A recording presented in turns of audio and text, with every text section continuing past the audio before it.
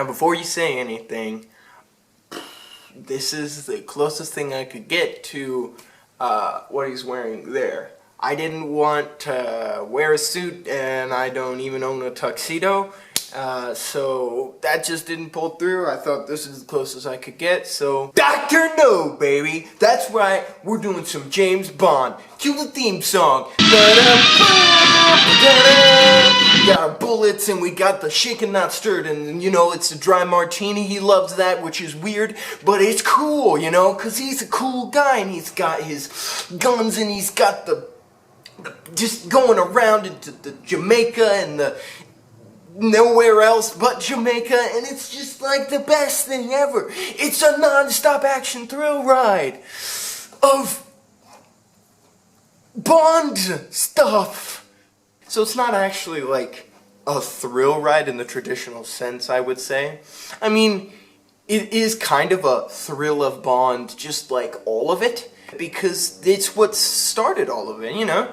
Dr. No, 1963, the beginning of just the unceasing string of Bond movies, which maybe we'll be looking at in the near future. I accidentally got an Amazon Prime subscription, and what's on there but Lord of the Rings, but James Bond. The Connery Bond era. It's an era of really movies that would be boring if it weren't for some saving elements to them that make them really fun to watch. And I can tell you what, one of those elements is definitely not the plot. The plot does not do any favors for this movie. I can't even remember what the plot was. I found myself at the end of the movie. Bond was in a anti-radioactive suit, and I thought, this is cool. He's in a disguise, he's doing good things, but then a rocket was launching, and I had no clue what was going on. It was a good showdown. I liked the elevator into the pool and everything, but I had no idea what was going on, which I think is the true testament of the power of, well, I think Bond movies in general, but Sean Connery especially, it's just a film that you bask in the aesthetics of. You're not there for the plot. You're not there for the plot. You're there for that excellent 60s aesthetic, the jazzy, upbeat music, the retro cars and the suits and the fedoras, all of this sleek and stylish retro stuff that the 60s has to offer. And you're there for the really incredible set design of this weird 60s avant-garde era of design that really lends itself well to the style of photography with no depth of field or anything. You know, it gets as much of that great set design and that great aesthetic into the camera as possible, and you just bask in that aesthetic, and that's a really fun time. And here's the thing. Here's the real thing that makes Dr. No such a fun time to be with. Mr. Sir, well, he wasn't a sir then, but he would be, Sean Connery.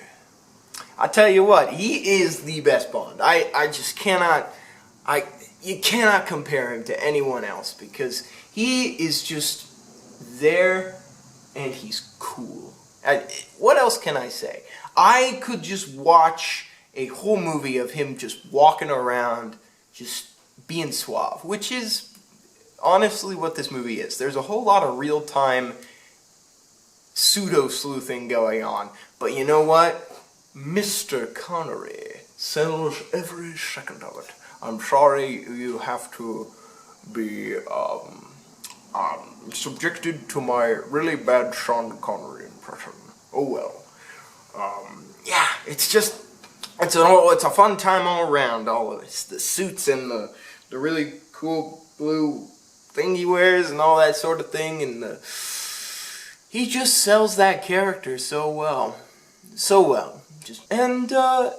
that's what I really found the strength of this film, is just to just sort of hang out with it and just not even care about what's happening, but really just like enjoy the aesthetic, you know? Like there was some, it's all very classic and, you know, iconic as well. It's all very classic, you know, the pseudo fight scenes and the rear projection car chases. But, you know, it's fun to go back to. There are some drawbacks to the time period.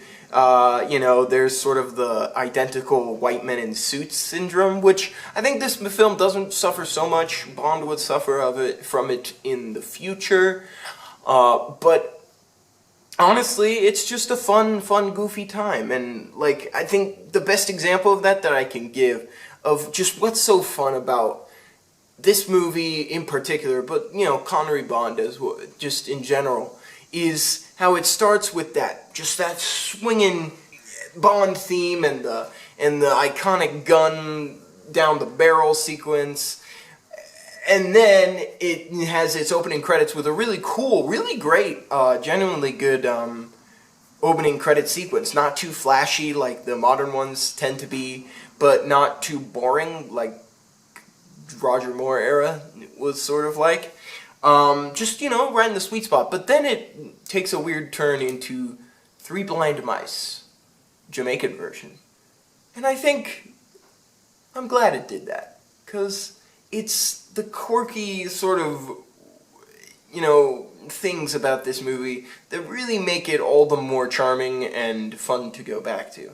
Yeah, the aesthetic is great, but there's just something fun about it. Doctor No.